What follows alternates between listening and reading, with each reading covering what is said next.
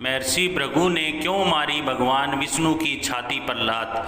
पौराणिक कथा के अनुसार महर्षि भृगु ब्रह्मा जी के मानस पुत्र हैं। उनकी पत्नी का नाम ख्याति था, जो दक्ष की पुत्री है। महर्षि भृगु सप्त ऋषि मंडल के एक ऋषि हैं। सावन और भाद्रपद में वे भगवान सूर्य के रथ पर सवार रहते हैं। एक बार सरस्वती नदी के तट पर ऋषि मुनि एकत्रित होकर इस विषय पर चर्चा कर रहे थे कि ब्रह्मा जी, शिव जी और विष्णु जी में सबसे बड़े और श्रेष्ठ कौन हैं।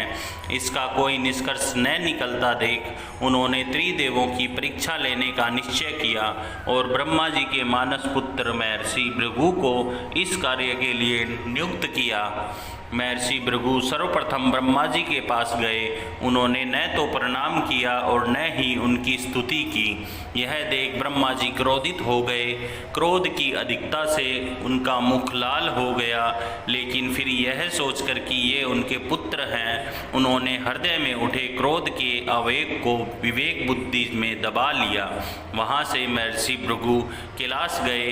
देवादिदेव भगवान महादेव ने देखा कि भृगु आ रहे हैं, तो वे प्रसन्न होकर अपने आसन से उठे और उनका आलिंगन करने के लिए भुजाएं फैला दी। किंतु उनकी परीक्षा लेने के लिए भृगु मुनि उनका आलिंगन अस्वीकार करते हुए बोले, महादेव, आप सदा वेदों और धर्म की मर्यादा का उल्लंघन करते हैं। दुष्टों और पापियों को आप जो वरदान देते हैं, उनसे सृष्टि पर भयंकर संकट आ जाता है। इसलिए मैं आपका आलिंगन कदापि नहीं करूँगा। उनकी बात सुनकर भगवान शिव क्रोध से तिलमिला उठे। उन्होंने जैसे ही त्रिशूल उठाकर उन्हें मारना चाहा, वैसे ही भगवान सती ने बहुत अनुनय विनय कर किसी प्रकार से उनका क्रोध शांत किया।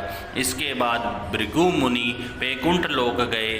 उस समय भगवान विष्णु देवी लक्ष्मी की गोद में सिर रखकर लेटे थे। भृगु ने जाते ही उनके वक्ष पर एक तेज लात मारी। भक्त वत्सल भगवान विष्णु शीघ्र ही अपने आसन से उठ खड़े हुए और उन्हें प्रणाम करके उनके चरण सहलाते हुए बोले, भगवान, आपके पैर पर चोट तो नहीं लगी? कृपया इस आसन पर विश्राम कीजिए। भगवान, मुझे आपके शुभ आगमन का ज्ञान न था, इसलिए मैं आपका स्वागत नहीं कर सका। आपके चरणों का स्पर्श तीर्थों को पवित्र करने वाला है। आपके चरणों के स्पर्श से आज मैं धन्य हो गया। भगवान विष्णु का यह प्रेम व्यवहार देखकर महर्षि भृगु की आंखों से आंसू बहने लगे। उसके बाद वे ऋषि मुनियों के पास लौट आए और ब्रह्मा जी, शिव जी और विष्णु जी के यहाँ के सभी अनुभव विस्तार से कह बताए। उनके अनुभव सुनकर सभी ऋषि मुनि बड़े हैरान हुए और उनके सभी संदेह दूर हो गए। तभी से वे भगवान विष्णु को सर्वश्रेष्ठ मानकर उनकी पूजा अर्चना करने लगे।